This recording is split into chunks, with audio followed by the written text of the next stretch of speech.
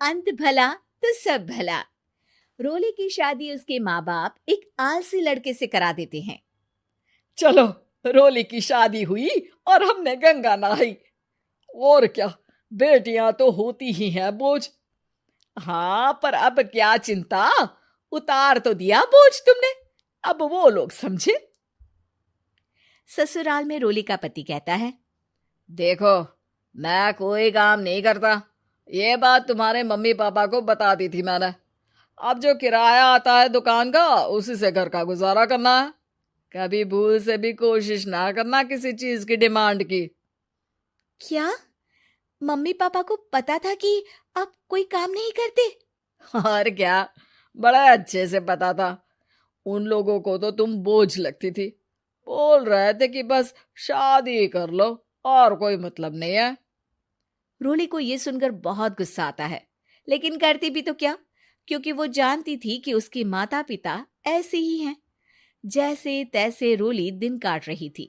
रोली को एक प्यारी सी बेटी होती है। धीरे धीरे वो बड़ी होती है और उसके साथ उसकी जरूरतें भी बढ़ती जाती हैं। सुनिए जी, अब तो सिमी बड़ी हो रही है, उसका स्कूल में दाखिला कराना है। मैंने अब तक तो जैसे तैसे समय काट लिया, लेकिन मैं बच्ची की परवरिश में कोई कमी नहीं रखूंगी। अरे क्या है यार, अब तो लगता है कोई ना कोई काम ढूंढना ही पड़ेगा। अब पति रोज काम की तलाश में जाता और बिना किसी काम के वापस आ जाता। रोली समझ जाती है कि पति के अंदर अब काम करने की क्षमता नहीं है। वो बेटी को उच्च शिक्षा देने के लिए कुछ करना चाहती थी, लेकिन करती तो क्या करती। एक दिन रोली की सहेली कहती है, रोली, मेरी कोई औलाद नहीं है। अगर तू मेरी औलाद को जन्म दे तो मैं तुझे तेरे मुंह मांगे पैसे दूंगी। अरे, तेरी औलाद को मैं कैसे जन्म दे सकती हूँ? सरोगेसी से। बच्चा मेरा और वैभव का ही होगा, लेकिन कोख तेरी होगी। ये संभव है रोली। रोली कुछ सोचकर कहती है, मुझे मंजूर है, लेकिन मैं इसका 2 लाख रुपया लूंगी। अरे कोई बात नहीं, मुझे मंजूर है। रोली खुश हो जाती है कि एक बच्चा पैदा करने का उसे 2 लाख रुपया मिलेगा। वो घर आकर पति को बताती है, वो भी खुश हो जाता है। अब क्या था, डॉक्टर के पास जाकर सहेली का बच्चा रोली की कोख में पलने लगता है। मुझे 20,000 चाहिए मेरे बेटी के एडमिशन के लिए। हाँ हाँ ठीक है, मैं उसके एडमिशन से लेकर सारे खर्चे उसके अकाउंट में डाल रही हूँ। रोली की बेटी का एडमिशन हो जाता है। रोली को लगता है कि वो अब सब कुछ ठीक कर देगी। दिन और महीने आगे बढ़ते हैं।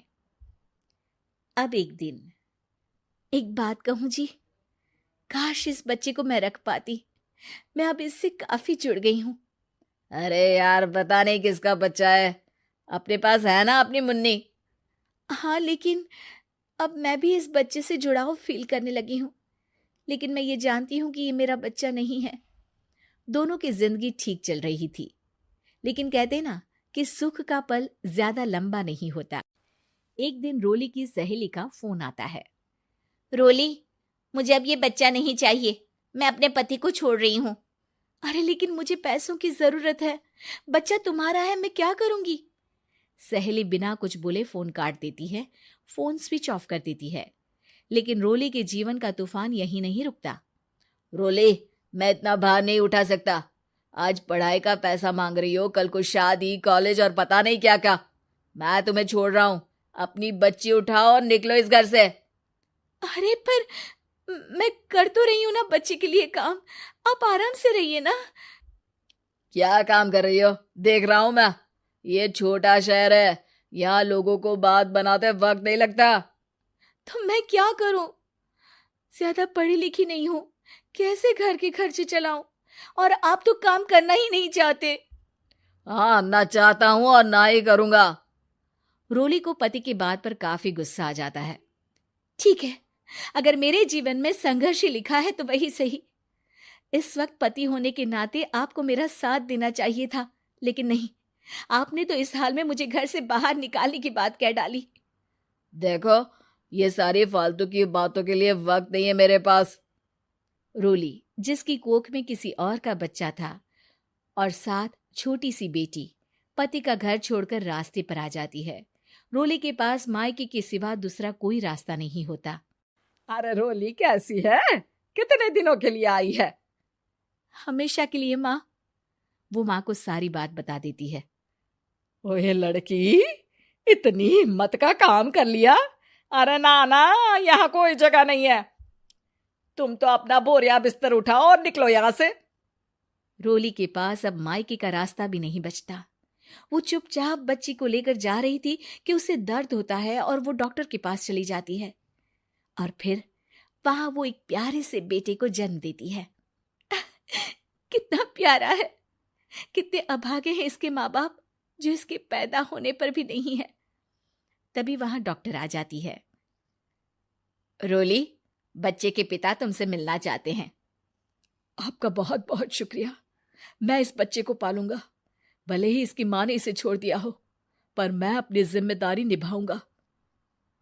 तो क्या आप मुझे इसके पैदा करने के लिए जिन पैसों की बात हुई थी वो भी देंगे? हाँ, और साथ ही आप चाहें तो मेरे घर में रहकर मेरे बच्चे की देखभाल भी कर सकती हैं। मैं उसके लिए आपको सैलरी दे दिया करूंगा। रोली को लगता है कि जैसे भगवान ने उसके लिए सुकून का रास्ता खोल दिया। वो अब मुकेश के साथ उसके घर चली जाती है, जहां रहकर वो उस बच्चे की देखरेख करती है। अब मुकेश के घर को रोली अच्छे से संभाल लेती है। उसके लिए खाना बनाने से लेकर बच्चों की देखभाल और घर की देखरेख। धीरे धीरे मुकेश को रोली से प्यार हो जाता है। रोली, तुम्हारी बेटी और मेरा बेटा बिल्कुल भाई बहन की तरह साथ रहते हैं। हाँ, आखिर है तो एक ही कोख के बच्चे, अटैचमेंट तो होगा ही ना। रोली, तुमने घर और मुझे दोनों को संभाल लिया। ये तो मेरा काम है।